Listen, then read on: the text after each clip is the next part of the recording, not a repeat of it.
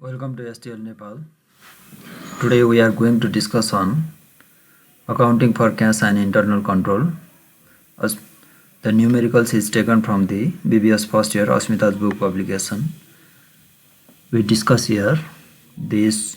short answer and question problem 15. Problem 15 हेरौँ 15 मा हामीलाई दिएको छ यहाँ भनेको छ The cash recorded of Pratik Builders for March 2018 भनेको छ मार्चको इन्डको चाहिँ हामीलाई के दिएको रहेछ इन्फर्मेसन दिएको रहेछ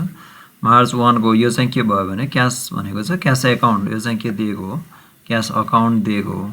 अनि अर्को चाहिँ के दिएको छ भने के रिसिप्ट र पेमेन्ट भनेको छ यो चाहिँ के दिएको छ भने क्याश बुक दिएको हो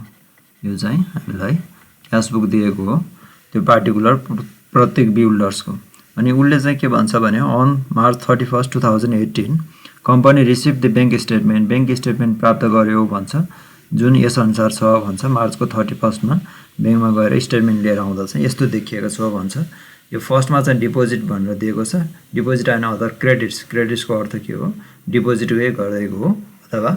बैंकले के गर्छ पार्टिकुलर प्रत्येक बिल्डर्सको एकाउन्टलाई चाहिँ क्रेडिट गर्छ जम्मा गरिदिनु पर्दाखेरि यो जम्मा गरेको ट्रान्ज्याक्सन हामीलाई दिएको छ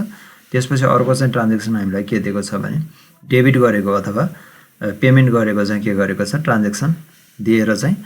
43000 को चाहिँ ब्यालेन्स देखिएको छ भने क्याश अकाउन्टमा चाहिँ हाम्रो ब्यालेन्स कति देखिएको छ 90000 देखिएको छ यसरी दुईवटाको बीचमा ब्यालेन्स चाहिँ के भएको छ फरक परेको देखिन्छ अनि एडिसनल इन्फर्मेसनमा भन्छ EFT इलेक्ट्रोनिक फन्ड ट्रान्सफर गरेको छ deposit was for monthly rent revenue बापतको भनेको छ EFT भनेर कहाँ दिएको छ भने यहाँ दिएको छ बैंकको स्टेटमेन्टमा डिपोजिट साइडमा दिएको छ त्यसैले यो EFT इलेक्ट्रोनिक फन्ड ट्रान्सफर गरेको चाहिँ जम्मा गर्नको लागि रहेछ हो यो चाहिँ जम्मा गरेको चाहिँ मन्थली रेभिन्यू बापत चाहिँ जुन क्लाइन्ट रहेको छ उसले चाहिँ के गरिदिएको छ प्रत्येक बिल्डर्सकोमा चाहिँ के गरिदिएको छ मन्थली रेन्ट बापत चाहिँ जम्मा गरिदिएको रहेछ बैंकको खातामा डाइरेक्टली त्यसैले यो चाहिँ केमा चढेको छैन क्यास बुकमा चढेको छैन क्यास बुकमा चाहिँ के गर्नुपर्छ एडिसन गर्नुपर्ने छ अनि एडिसनल इन्फर्मेसनमा भन्छ NSF cheque was received late in February from a customer भनेको छ जुन NSF भनेर दिएको छ नि यहाँ यो 20000 को नट सफिसिएन्ट फन्ड भनेर यो चाहिँ कहिले गऱ्यो भने हामी त कुन महिनामा छौँ हामी मार्चमा छौँ हो मार्चको BRS गर्दैछौँ तर यो चाहिँ के हो भन्छ फेब्रुअरीको हो भन्छ फ्रम अ कस्टमरको चाहिँ हामीले चेक कलेक्सन गर्न पठाएको थियौँ बैंकले पनि के गरिसकेका रहेछ जस्तो छ भने यसमा यो पैसा नआइकन त डिपोजिट गर्नु नपर्ने हो त्यसैले बैंकले पहिला के गरेको छ अघिल्लो महिना चाहिँ फेब्रुअरीमा चाहिँ के गरिसकेको छ डिपोजिट गरिदिसकेको छ त्यसैले यहाँ चाहिँ के गरेको छ रिभर्स गर्न अथवा क्रेडिट यहाँ चाहिँ डेबिट गरेको छ हो पहिला क्रेडिट गरिदिसकेको छ त्यसैले यहाँ चाहिँ के भएको छ ब्यालेन्स रहन्छ क्या हो अनि चेक के भयो रिटर्न भएको छ नट सफिसिएन्ट फन्ड भनेर अरूको बैंकबाट त्यसैले के गरिदिएको छ यहाँ चाहिँ डेबिट गरेर चाहिँ देखाएको छ अनि त्यस्तै गरेर अर्को भन्छ यहाँ NSF पछाडि अर्को छ ₹1400 on the bank collection and notes receivable भनेको छ बैंकले चाहिँ के गरेको छ भन्छ 1400 चाहिँ कलेक्सन गरिदिएको छ नोट्स रिसिभेबल बापत मार्च 31 मा भनेको छ 1400 यहाँ चाहिँ देखिँदैन गरिदिएको छ अरे इन्क्लुडेड ₹122 भन्छ अब यो एडिसनल इन्फर्मेसनमा दिएकोले माथि बैंक स्टेटमेन्टमा देखिनु पर्ने हो तर त्यो देखिया छैन तर क्वेसनले भनेकोले अब के गर्नुपर्ने भयो 1400 पनि के गरेको छ यो बैंक स्टेटमेन्ट भित्र चाहिँ छ भन्छ 1400 अनि त्यो सँगै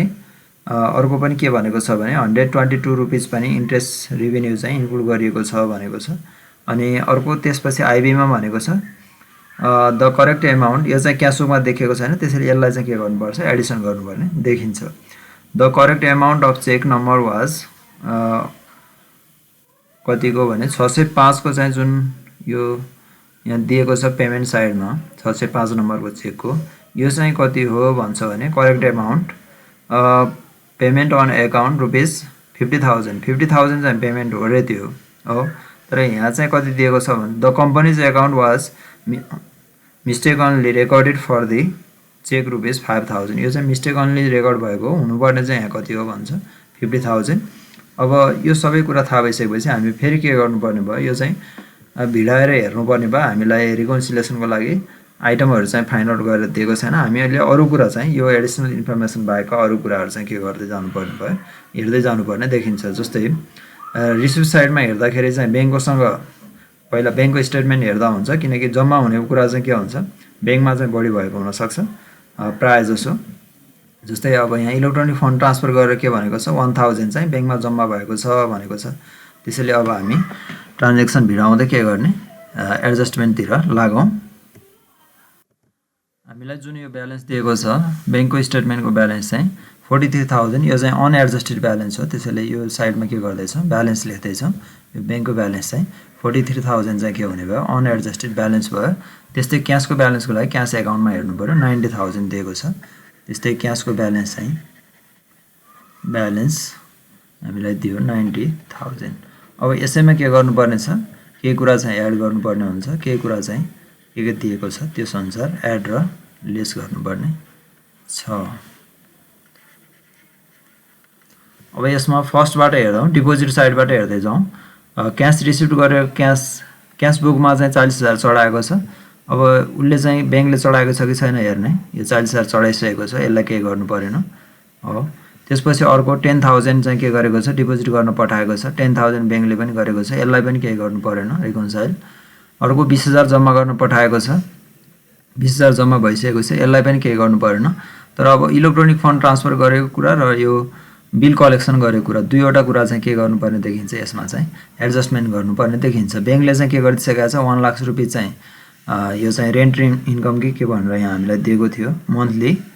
रेन्ट रेभेन्यू भनेर हो भनेको छ। EFT भनेको चाहिँ कुनै क्लाइन्टले चाहिँ के गरिदिएको छ, डाइरेक्टली चाहिँ के गरिदिएको छ, डिपोजिट गरिदिएको छ इलेक्ट्रोनिक फन्ड ट्रान्सफर। त्यसैले यहाँ चाहिँ के गर्नुपर्ने भयो, क्यासबुकमा यो चढेको छैन, त्यसैले हाम्रो रिसिभ साइडमा छैन, त्यसैले के गर्नुपर्ने भयो, यो चाहिँ चढाउनु पर्ने देखियो। हाम्रो यो तीनवटा बाहेक एउटा यो चाहिँ के छ भने 30,015 को चाहिँ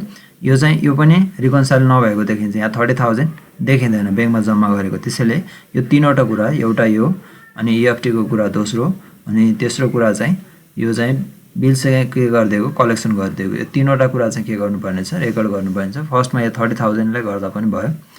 यो चाहिँ डेट 15 को हो, यो चाहिँ मार्च 15 को हो। मार्च 15 को चाहिँ के नभएको, डिपोजिट इन ट्रान्जिट हो। यो चाहिँ हो deposit in transit. Deposit in transit भनेर लेखौँ 30,000। अब त्यसपछि अर्को रहेको छ 2 मा चाहिँ EFT ट्रान्सफर गरेको, EFT electronic fund transfer as a rent revenue भनेको छ। रेन्ट रेभेन्यू ब्याङ्कमा चाहिँ जम्मा भइसक्यो हो। यो चाहिँ क्यास चोकमा, सरी यहाँ एउटा उल्टो परेछ। यो मार्च 15 को चाहिँ डिपोजिट इन ट्रान्जिट हो, ब्याङ्कमा चाहिँ एडिसन गर्नुपर्ने, यता परेछ। डिपोजिट इन ट्रान्जिट मार्च 15 को deposit in transit. Deposit in transit 30,000 ब्याङ्कको स्टेटमेन्टमा चढेको छैन, क्यासबुकमा चाहिँ चढिसकेको छ। अनि त्यसपछि यो 1 नम्बरको भयो। 2 नम्बरको चाहिँ अर्को चाहिँ के रहेको छ, इलेक्ट्रोनिक फन्ड ट्रान्सफर गरेको, EFT electronic fund transfer as a rent revenue अथवा रेन्ट इन्कम भन्दा पनि हुन्छ, रेन्ट रेभेन्यू। यो चाहिँ रहेको थियो 1 लाख। अनि त्यस्तै गरेर अर्को रहेको थियो 35,000। यो चाहिँ के गरेको छ भने ब्याङ्कमा ल्याएर डाइरेक्टली के गरिदिएको छ, डिपोजिट गरिदिएको छ। यो चाहिँ बिल्स कलेक्सन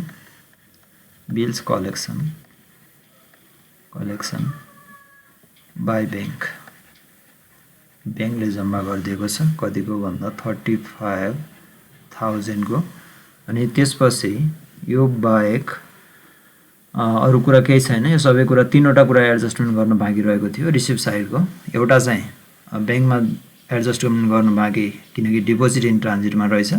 अरू चाहिँ दुईवटा ब्याङ्कमा डाइरेक्टली के भएको, डिपोजिट भएको कुराहरू।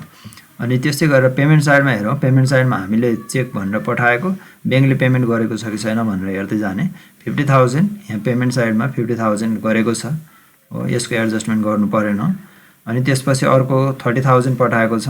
30,000 यहाँ भएको देखिँदैन हो। यो कतिको चेक हो भने 402 को। यसको चाहिँ के गर्नुपर्ने देखियो भने यसको चाहिँ रिकन्सिलिएसन गर्नुपर्ने देखियो। हामीले पेमेन्टको लागि पठाएको क्यासबुकमा इन्ट्री हाम्रो के भइसकेको छ, घटिसकेको छ। तर कहाँ घटेको छैन, ब्याङ्कमा चाहिँ घटेको छैन। यहाँ लेख्ने चेक आउटस्ट्यान्डिङ, चेक आउटस्ट्यान्डिङ यो चेक आउटस्ट्यान्डिङ भित्र एउटा आयो अरु पनि हुन सक्छ 141402 को चेक आउटस्ट्यान्डिङ रहेको छ टोटल अमाउन्ट 30000 अनि त्यसपछि अर्को हेरौं 503 को चेक 40000 को हामीले पठाएको हो 40000 को यहाँ भएको छ यसलाई पनि रिकन्साइल गर्नु परेन त्यस्तै गरेर 605 को चाहिँ हुन त एन्ट्री भएको छ पेमेन्ट साइडमा 5000 मात्रै कतिले कम भयो 50000 हुनुपर्ने रहेछ यो खास यो 50000 यता पनि भएको छ त्यसैले यसलाई पनि रिकन्साइल गर्नु परेन तर क्याशमा भने के गर्नु पर्यो रिकन्साइल चाहिँ गर्नु पर्यो तर एरर भएको कारणले 45000 चाहिँ के भएको छ पेमेन्ट साइडमा कम चढेको छ हो त्यसैले 45000 क्याशमा चाहिँ के गर्नु पर्यो अन्डर स्टेटेड भनेर लेखिदिउँ अन्डर स्टेटेड यो चाहिँ चेक कति हो भनेर लेख्ने हो भने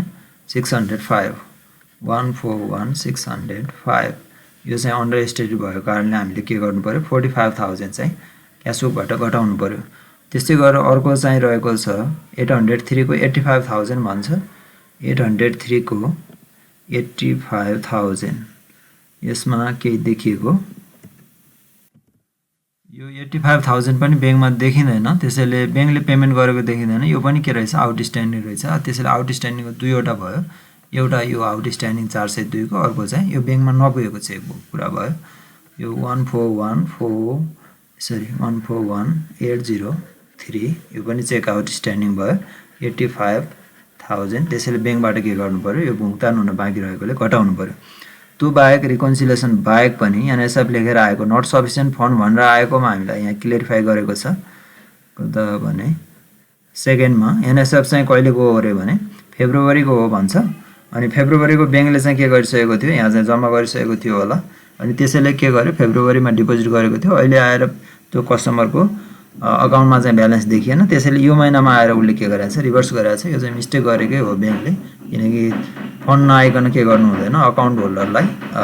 यो चाहिँ सम्बन्धित कसको प्रत्येक बिल्डर्सकोमा जम्मा गरिदिनु चाहिँ हुँदैन अब यो गरेको रहेछ त्यो पनि क्वेशनले भनिहालेको छ त्यसैले अब त्यही अनुसार के गर्ने यो चाहिँ एनएसएफ गरेको हामीले के गरे हुन्छ चेक पठाउँदा कस्टमरको चेक पठाउँदा चाहिँ जम्मा गर्न पठाउँदा हामीले क्याशबुकमा पहिले एडिसन गरिसकेका हुन्छौँ त्यसैले यसमा रिसिभ साइडमा देखाइसकेका हुन्छ त्यसैले यस्तो एनएसएफ गरेको चेक चाहिँ नट सफिसिएन्ट फन्ड कहिलेको डेटको भने डेट चाहिँ यो चाहिँ लास्ट मन्थको भनेको छ यहाँ चाहिँ कहिले गरिदिएको छ भने बैंकले चाहिँ मार्चको 10 मा गरिदिएको छ हो एनएसएफ गरेको यो अमाउन्ट रहेको छ 20000 यसलाई के गर्नुपर्ने भयो पठाउँदाखेरि पहिले अघिल्लो महिनै उले के गरिसकेको छ क्याशबुकमा जोडिसकेको छ अहिले चाहिँ आएर के गर्नु पर्यो यसलाई चाहिँ लेस गर्नु पर्यो त्यसपछि अर्को हेरौँ एनएसएफ के सिद्धियो त्यसपछि ईएफटी भनेको छ ईएफटी को बारेमा इलेक्ट्रोनिक फन्ड ट्रान्सफर भनेको छ अब यो चाहिँ क्याशबुकमा देखिने कुरा भएन क्याशबुकमा पेमेन्ट साइडमा आउँदैन किनकि अनलाइन मार्फत नै के गरेको छ इलेक्ट्रोनिक फन्ड ट्रान्सफर गरेको छ मोबाइल बैंकिङ अथवा इन्टरनेट बैंकिङ मार्फत भनेको छ त्यसैले क्याशबुकमा चाहिँ चढेको छैन बैंकले चाहिँ के गरिसक्यो चढाइसक्यो त्यसैले 2 लाख चाहिँ के गर्नु पर्यो यो चाहिँ ईएफटी चाहिँ के गर्नु पर्यो ईएफटी इलेक्ट्रोनिक फन्ड ट्रान्सफर गर्यो अकाउन्ट होल्डर आफैले गरेको हो यो चाहिँ अब ईएफटी दुई किसिमको हुन्छ एउटा कस्टमरले पार्टिकुलर के गर्न सक्छ यहाँ ईएफटी पनि हुन सक्छ यहाँ डिपोजिट साइडमा ईएफटी आयो भने कस्टमरले के गर्दिएको डाइरेक्टली डिपोजिट गर्दिएको अब पेमेन्ट साइडमा अथवा यो चाहिँ बैंकको स्टेटमेन्टमा डेबिट साइडमा देखियो भने चाहिँ के गरिरहेछ अब सम्बन्धित अकाउन्ट होल्डर अथवा यहाँ चाहिँ प्रत्येक बिल्डरले के गरिरहेछ अरू पार्टीलाई पेमेन्टको लागि चाहिँ ट्रान्सफर गरेको रहेछ भनेर बुझ्नु पर्यो ईएफटी भनेर लेखौँ ईएफटी छ यो चाहिँ 25 को मार्च 25 को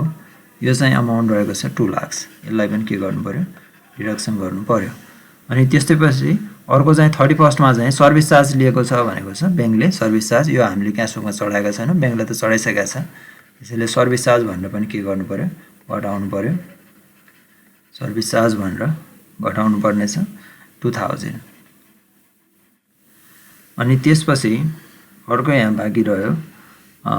लगभग यो टोटल हेरौँ टोटल चाहिँ रिसिभ साइडमा टोटल 4000 10000 20000 र 30000 टोटल 1 लाख क्याशबुकमा 1 लाख चढेको हुनु पर्यो यहीँबाट 1 लाख चढेकै छ यो टोटल 85000 5000 यो गर्दाखेरि 50000 30000 गर्दा 2,10,000 छ यो पनि बराबर नै छ क्याशबुकसँग यो ट्याली नै छ अब त्यसपछि हामीलाई रिकन्साइल गर्न बाँकी रहेको एनएसएफ गरिसक्यौँ यो पनि गरिसक्यौँ अब यहाँ चाहिँ के देखिएको छ भने एउटा यहाँ बाहिर भनेको थियो जुन बैंकको स्टेटमेन्टमा देखिँदैन तर एडिसनल इन्फर्मेसनमा भनेको छ त्यसैले एडिसनल इन्फर्मेसनमा चाहिँ के भन्छ भने चेकको सरी यो होइन अर्को छ 1400 जुन आइआईमा भन्छ थर्ड आईमा 1400 चाहिँ के गरेको छ ब्याङ्कले कलेक्सन गरिदिएको छ भन्छ अनि जसमा चाहिँ 122 चाहिँ कलेक्सन गरिदिएको छ चाहिँ भन्छ हो तर यहाँ चाहिँ देखिँदैन त्यसैले अब यसलाई एडजस्टमेन्ट गर्नु चाहिँ ठिक हुँदैन। अब यहाँ यो चाहिँ 1400 चाहिँ ब्याङ्कले कलेक्सन गरिदिएको छ नोट रिसिभल मार्च 31 मा इन्क्लुडेड ₹200 रेभेन्यू भन्न चाहिँ हो तर यहाँ ब्याङ्क स्टेटमेन्टमा नदेखेकोले अब यसलाई रिकन्साइल गर्न चाहिँ ठिक हुँदैन किनकि स्टेटमेन्टमा यो चाहिँ के गरेको छैन डिपोजिटको रूपमा आएकै छैन। नआएको कुरालाई हामीले फर्दर एडजस्टमेन्ट गर्ने भनेको सपोर्ट विदाउट सपोर्ट चाहिँ हामीले के गर्नु हो बीआरएस गर्ने हो। अब गर्ने नै हो भने चाहिँ के गर्नुपर्ने हुन्छ दुवैको इरर देखिन्छ किनकि यहाँ ब्याङ्क स्टेटमेन्टमा पनि चढेको छैन यहाँ पनि के गर्नुपर्ने हुन्छ यहाँ पनि एडिसन गर्नुपर्ने हुन्छ हो त्यो कुरा भने यहाँ पनि के छ क्यास बुकमा पनि दुवैतिर चाहिँ के गर्नुपर्छ कि चाहिँ दुवैतिर एडिसन गर्नुपर्यो कि भने अब यस्तो कुरा चाहिँ के हुन्छ स्टेटमेन्टमा नदेखेको कुरा चाहिँ एडजस्टमेन्टमा दिएको कुराले भेरिफाई गरेन त्यसैले यो कुरालाई हामीले नोटमा लेखेर चाहिँ के गर्न सक्छौँ यति नै के गर्न सक्छौँ गिभन इन्फर्मेसनको आधारमा एडजस्टमेन्ट निकाल्न सक्छौँ। अब समअप गरौँ यसरी यो चाहिँ हामीले के गर्यौँ भने अरू कुरा चाहिँ एडजस्टमेन्ट गर्यो खालि यो थर्डको कुरा चाहिँ के छ भने यो 1400 रिसिभल गरेको कुरा चाहिँ हामीलाई एडिसनलमा चाहिँ भनेको छ त्यसैले यहाँ चाहिँ म नोटमा चाहिँ लेख्दिनँ the given additional information does not verify the bank statement यो जुन भनेको छ यो कुराले चाहिँ यहाँ चाहिँ चढेको छ भन्ने कुरा देखिँदैन यहाँ पनि देखिँदैन यहाँ पनि देखिँदैन हो जुन कुरा एडिसनलमा भनेको छ दुवैतिर देखिँदैन भने त्यसलाई रिकन्साइल गर्न आवश्यक छैन हो एउटामा देखिन्छ यता देखिएन भने के गर्नुपर्ने भयो रिकन्साइल गर्नुपर्ने भयो क्यास बुकमा देखियो अनि त्यस्तै गरेर ब्याङ्क स्टेटमेन्टमा देखिएन भने के गर्ने हो रिकन्साइल गर्ने हो। अब कतै पनि देखिँदैन भने भनेको कुरालाई के गर्नु पर्दैन रिकन्साइल गर्न पर्दैन त्यसैले यहाँ नोटको रूपमा लेखिएको छ does not verify the bank statement so it is not needed to reconcile गर्न आवश्यक परेन to reconcile one either bank statement or cash book should reveal and another missing एउटामा देखिनु पर्यो अर्कोमा छुटेको हुनु पर्यो त्यो अथवा त्यो 22 वर्ष कुनैमा क्यास बुकमा देखेर ब्याङ्क स्टेटमेन्ट नदेखेको अथवा ब्याङ्क स्टेटमेन्ट यहाँ चाहिँ के हो भने ब्याङ्क स्टेटमेन्ट पनि देखेको छैन क्यास बुकमा पनि देखेको छैन यसरी हामी चाहिँ के गर्न सक्छौँ हामीलाई ब्याङ्क स्टेटमेन्ट र क्यास बुक दियो भने पनि दुईवटै भेरिफाई अथवा ट्याली गरेर पनि के गर्न सक्छौँ ब्याङ्क रिकन्सिलिएसन स्टेटमेन्ट चाहिँ प्रिपेयर गर्न सक्छौँ।